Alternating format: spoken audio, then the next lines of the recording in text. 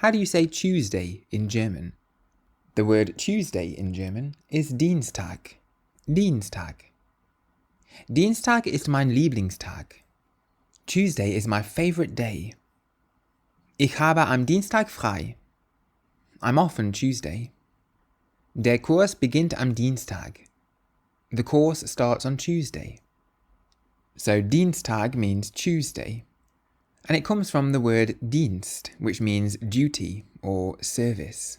So literally, Dienstag means the day of service, or servant day. Was machst du am Dienstagabend? What are you doing on Tuesday evening? Dienstag ist der zweite Tag. Tuesday is the second day. Am Dienstag gehen wir ins Kino.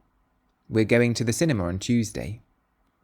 So if you want to say Tuesday in German, you can say Dienstag.